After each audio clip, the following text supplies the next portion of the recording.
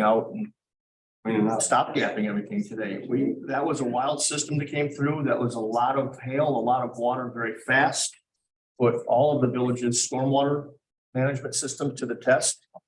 By and large, they functioned exactly like they're designed to. But there were some areas that needed attention, and had safety concerns, and you guys jumped on them right away. And I want to thank everyone for that today. And even over the weekend with the tree cleaning up. Oh, An amazing job there too. Yeah. They're up late that's for sure. okay, we will call to order the Tuesday, April 4th Committee of the Whole meeting. Clerk, can you please call the roll? Dunn, Yes, here. Here. Petty, here, Malaco, Here. King, Here. Gustafson, here. And everyone here. Item 3, approval of minutes. Is there a motion to approve the minutes from the March 21st Committee of the Whole meeting? So move. Second. Motion by trustee Keen, second by trustee Malco. Any discussion? Clerk, please call the roll. Gustafson, Yes. Petty, Yes. Dunn, Yes. King, Yes. Block, Yes. Malaco. Yes. Motion passes 6-0. Thank you. Public comment. Anyone wish to speak at public comment? Either here in person or anyone that we still have online. I don't see any hands up. We'll move into new business. Item 5.1, discussion and recommendation to the board for approval of a final plat of subdivision for Hawks Point Plat 6. Tentative plat was approved December 6, 2022. And for, we have the documents, but as a refresher, Plat 6 is the remainder of that land. Plat 5 was the easternmost portion that had the Hawks Point Trail extension. The remainder is Plat 6.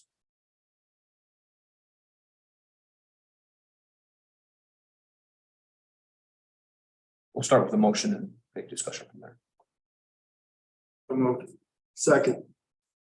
Motion by trustee Plock, second by trustee Keen. Now, any discussion? Scott, I have a question. As I looked at this, was there at first a western exit along the property? As I look at this, everything is now like Sparrow Lane is just going to empty onto Old River Road, That's correct. and there is no other exit. No. The only 2 points of ingress are to the property, all of the Hawks Point Trail to Roscoe Road and Sparrow Lane to So Hawks Point Trail will go into dump onto Roscoe Road. Hawks Point. Well, yes, yeah, that was part of Plat 5. Yep. Okay.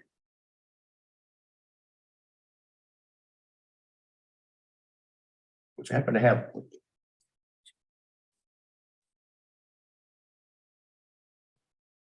There's no further discussion. Clerk, will you call the roll? King, Yes. Dunn, Yes. Petty, No. Gustafson, No. Malaco, Yes. Block, Yes. Motion passes 4-2.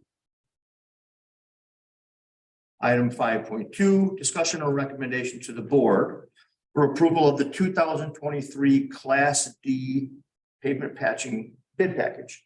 This is for a budget and scope of $50,000. I know we all know this, but this is for full depth patches throughout the village. So we don't put out a set of plans or a map. We do this by unit prices for patches of different sizes and different thicknesses. And then some related items like curb and gutter, sidewalk, things like that. Then our village engineer and our public works director jointly put together a request. We usually do 2 or 3 per year. The first one takes care of a lot of the damage that has crept up over the winter. Then there's a mid to late season one, and then we try to grab, depending on the budget we have left, we grab another one at the end of the year, end of the season. We budgeted $50,000. When we put this out, that's what we tell all of the bidders, that we intend to spend $50,000. There have been years where the board decided to authorize spending more. 50,000 is what we advertise. There's a motion to send that to the board, please. So moved. Second. Was that trustee Block Mm-hmm. and trustee Dunn? Any discussion? Clerk, can you please call the roll? Dunn, Yes. Malaco, Yes. King, Yes. Petty, Yes. Gustafson, Yes. Block. Yes. Thank you very much. 5.3, discussion and recommendation to the board for approval of entering into an agreement with Ironwood Environmental Inc. for asbestos abatement at 10586 Pearl Street for the quoted amount of $4,750. This is, of course, the house right over here. We are creeping ever closer to the demolition of that house, the initial burning by the fire department, and then cleanup demolition. I will thank Harlem Roscoe Fire Protection District for actually paying for the asbestos investigation. They paid the $750 fee to have the inspection done, and it did reveal two different styles of asbestos tiling and some asbestos insulation material on pipes. So the proposal you have before you, and I did just double check with our code enforcement officer, Vic Wilder, who had to deal with demolitions through the health department all the time. It is a requirement regardless of our means of demolition. So this isn't triggered solely by burning. Any way we were to ever be able to knock this down, we would have to abate the asbestos first. And Vic did confirm that Ironwood is sort of one of the standard firms that he saw do this work throughout the county. So moved. Second. Any further discussion? Clerk, will you call the roll? Petty, Yes. Flock, Yes. King, Yes. Malaco, Yes. Dunn, Yes. Gustafson. Yes. Thank you. That's a 6-0. 5.4, discussion and recommendation to the board for approval of a special event permit submitted by the VFW for the Memorial Day Parade to be held on May 29th, 2023, including closures of parts of Main and Broad Streets. So moved. Second. Motion by trustee Malaco, second by trustee Keene. Any questions? Times, 11 a.m. start walking. And I'll have to confirm, I think it's then 12:45 starts the Ceremony. graveside service. So the road will be closed from 10:30. You know what, if Sam was here, I'd ask what the standard protocol is, but roughly, yeah. What they do is they start to close the length of the route at about 10:30. They allow through traffic at a couple locations up to just minutes before. And then they pull those barricades across. And we'll post all of that stuff well in advance. Yes. And we notify any residential, actually, commercial and residential, but anyone that has a business or home within the closed area, they're notified well in advance of the times of the closure. Specifically. Clerk, you call the roll? Flock, Yes. Dunn, Yes. Gustafson, Yes. King, Yes. Malaco, Yes. Petty. Yes. I thank you. Motion passes 6-0. Item 5.5 is discussion regarding a new 5-year property tax abatement agreement as requested by All World Machinery Supply Inc. If you'll allow me to express, my intention is that this is on really as a first reading and to make you aware of the request.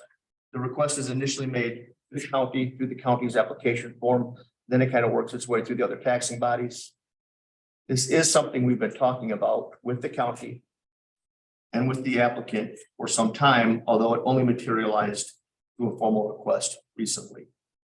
I will tell you that Chris Dornbush, who's the director of planning for the county, and myself and Joe. First of all, we've had Mark and Joe and I have met with the county, the applicant on this at the county once already to discuss this more broadly, share some concerns, and that led to the application being brought forward. I'll tell you that Chris Dornbush and I are working on a joint report to both boards. I've shared with you through a memo, a couple high-level bullet points about this that are perhaps raise some more closer analysis if we go to contemplate this. I'd like to make a motion that we lay this over. I second it. Motion by trustee Gustafson, second by trustee Petty. Any further discussion before the clerk, please call the roll. Petty, Yes. King, Yes. Flock, Yes. Gustafson, Yes. Malaco, Yes. Dunn. Yes. There were such things, qualifying reason for executive session. in such a request or not really? Probably not. I asked specifically because I don't know. Yeah, usually it's always an issue, but not necessarily. Very But good. it depends on, I guess, depends on some of the specifics. Well, then if we were going to discuss all these variables out in the open, I want everyone to have both the county and the village to be unified in our assessment. Absolutely. Agreed. And under old business, I do want to talk about the 2023 residential streets program briefly.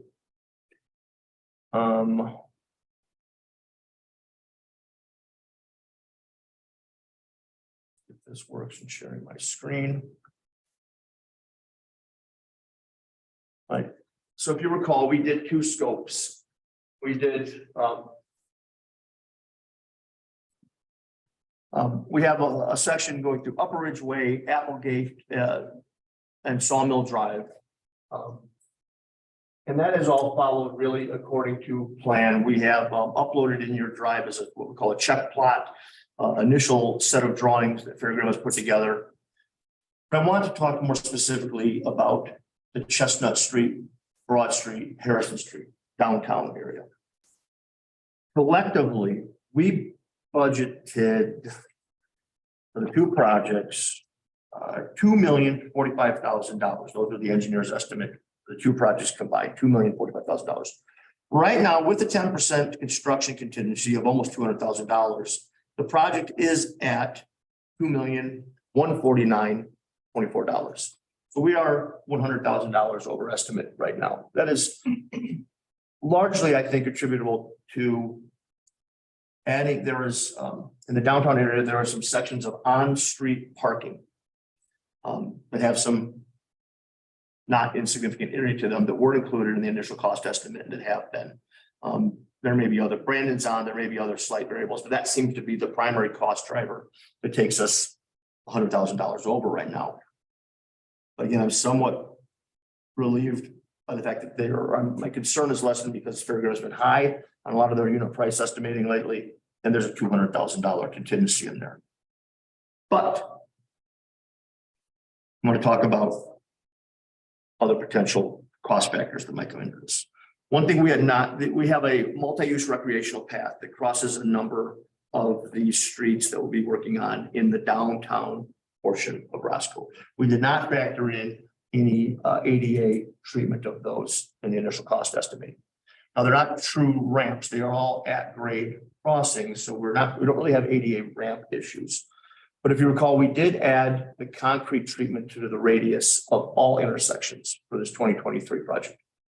So we will be at each one of those crossings, we will already be having to cut back that path a little bit, for the concrete radius section. And then we'll have to butt the existing paths back up to that.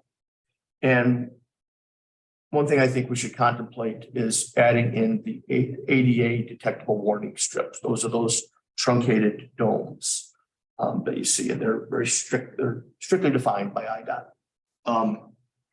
Again, these aren't ramps; they're flush, but that still adds for low vision and perhaps other differential abilities. It allows them to know they're coming to a crossing.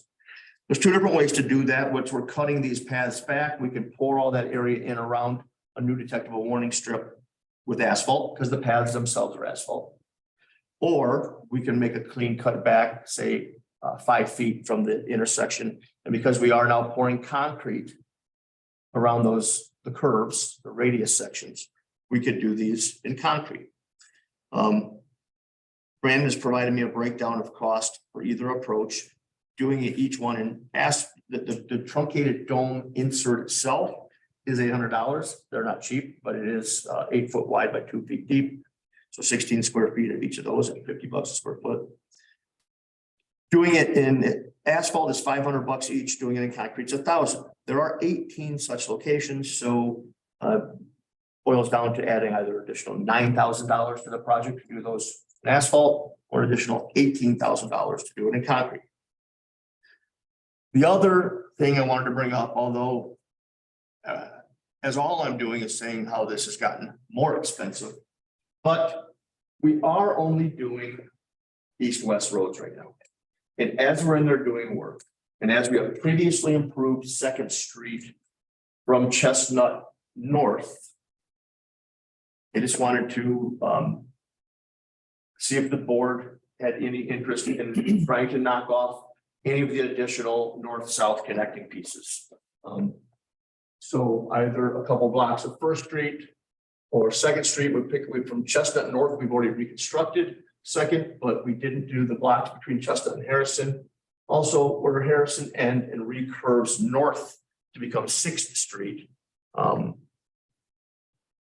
That's another one that Troy and Brandon both indicated. It's highly trafficked, might be worth examining. In fact, I put it to the guys saying if we had to pick some of these, what would you prioritize? I think maybe even Sixth Street was first on some of the lists, some of the guys' lists. I know all I'm talking about is adding money to a project, but I mean, I'm not endorsing it other than to say, do we want to, while we're in there working in this area, do we want to knock off even more of it and have more of a finished product? I will tell you that each of those block legs, so to say Second Street from Harrison to Broad, right? Just that one block leg averages out to about $46,000 for reconstruction. So if you're doing a 2-block stretch of either of those, you'd be adding $92,000 to the project. We're not bringing this forward for a vote yet. These are close to being ready to put out to bid. So before it came to committee, I just wanted to bring these variables to your attention and see what collective thoughts might be. Stan Pat, I hope you'll agree we should probably add in the warning strips at the path. And then what people's thoughts are about attacking more roadway. I just want to open this for discussion. I don't even need a vote or anything. I just want to talk about it. I have a question, Scott. Mhm. The difference between the durability of the asphalt versus the concrete, since we do have a pretty variable environment for those streets to exist in, what would the durability, your projected perspective on durability, if we went with concrete versus asphalt? I can tell you that's absolutely a Brandon question. Brandon, you're on with this, right? Yep. Can you guys hear me? Yeah, we can hear you, Brandon. Yeah. Great. So concrete is absolutely going to have an extended pavement life. That's just concrete's durability. If you're talking about like curb and gutter on a roadway, sidewalk, depending on the maintenance aspect and how much traffic it gets, usually lasts 30 years is when you start to see the concrete deteriorate. Sometimes it's even longer. And when you build a new road in asphalt, typically they will say the life of that road, including other preventative maintenance throughout the life of it, is about 20 to 25 years. So concrete does last a little longer. Obviously, in this area, we're not going to have traffic on it.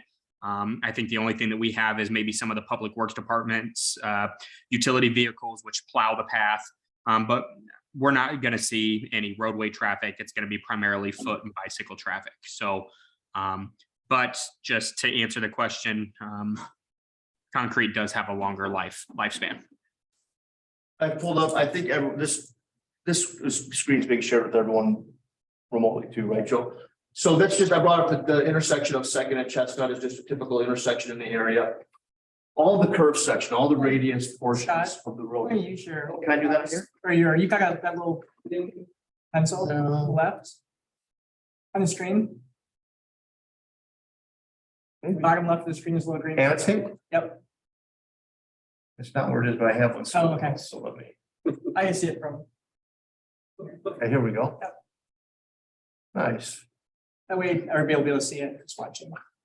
Cool. So guys, these sections will be concrete. I'll be out to about there. So where the path will be abutting that concrete transition section. What we would be talking about then is a piece of path about like that. So it's a steady hand. So if you use concrete with the curb right there, it will definitely, I mean, I get the cost factor part of it, but Mhm. it will save the integrity of that intersection that much more.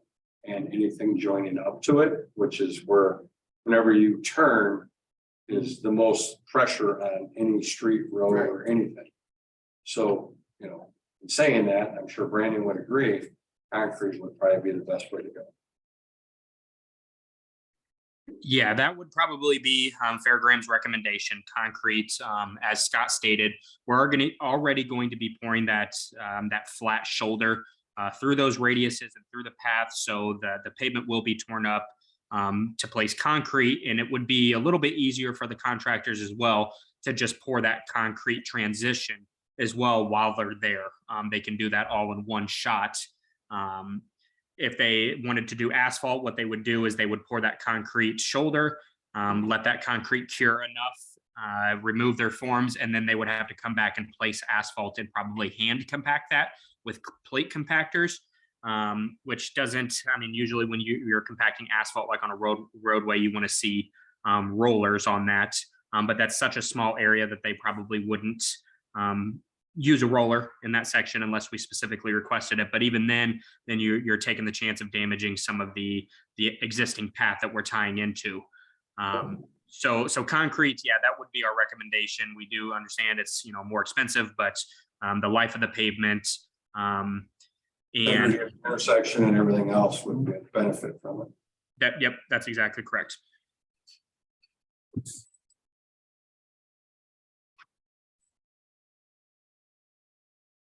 Anyone have any? For a poll, I'd go for the concrete. How many did you say? There are 18 of them total, so. The net, it would be either adding $9,000 or $18,000 to the project right now. But in the long run, we'll save money because we won't have to repair on an annual basis that concrete would require. I mean, asphalt would require.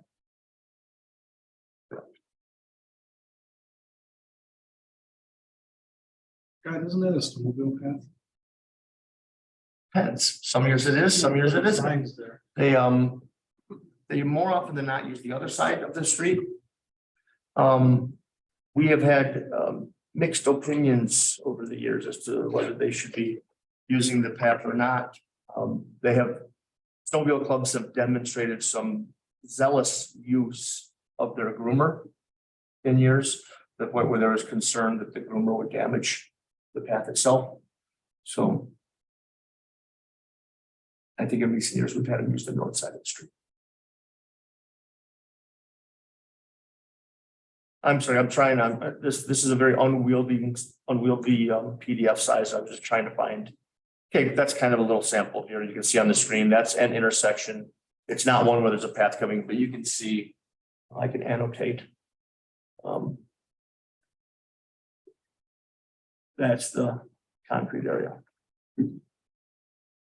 Anyway, I have a new tool to play with here. Is there any appetite or thought to adding any of the north-south legs? Are we comfortable with? How many of them is there? Well, there could be as many as 8, I suppose, of black legs. Can we have a makeup of those 8? And plus then the 18 of it being in concrete and the 18 of it being in asphalt, just so everyone can see the difference. In regards to that. Well, I'll tell you this, all the intersections are being done anyway. So even Yeah. everywhere we have a cross, east-west or north-south crossing, the full intersection is getting reconstructed and all 4 radii will be concrete. So it's just a matter of whether we connect, excuse me. Well, the time to do it is right then and there, so nothing fails at that point. So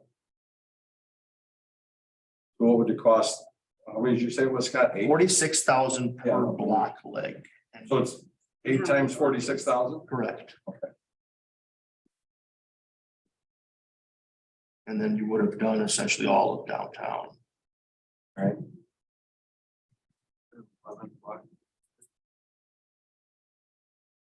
Pardon? Is there 11 block? I can get back to the map. Let me go back to Winges. So basically, Block 370,000, Street, right? 368, but I mean, you got the change there, so it's probably 3. Brandon, you could throw me a lifeline here and jump into how many So we'd be looking at potentially, so there's 2 block legs of First. You can see we did we improved Second Street down to Chestnut, all the way from Elevator, I believe, down to Chestnut. So Second Street, 2 would be 3, 4, third, we get out third, fourth, and 6, it could be as many as 10, I suppose, if we did all of it. We could add another 500,000 to this if we did all of the north-south streets. Right. Between Harrison and Chestnut. I know that wasn't the original scope. Mhm. I'm just letting you. Was definitely something to look at. That's for sure. Can you put this together as option 1, option 2, what the cost be, where the money's going to come from? And we can decide. The money If we would come from general fund surplus. That's, I mean, I can answer that. That's what We can it's good. afford it. Why not do it? Yeah. Okay. You know, put it together. You guys know. Get all that out, all that information out to everybody. Brandon, is it, but we'll clarify tomorrow, but I think what we're talking about doing is definitely adding in all of the ADA intersections, and I think probably doing it in concrete. But let's put together, a lot of the north-south connectors here as a collective alternate. Okay. Great, thank you. Thank you very much. That is all I have. If you have anything else under old business for me about it? Public comment. If there is no public comment, we have no need for executive session this evening. So I'll entertain a motion to adjourn, please. Second. Motion by Black, second by Keen. Clerk, please call the roll. Gustafson, Yes. Petty, Yes. Dunn, Yes. Malaco, Yes. King, Yes. Block. Yes. We are adjourned. Thank you. Welcome.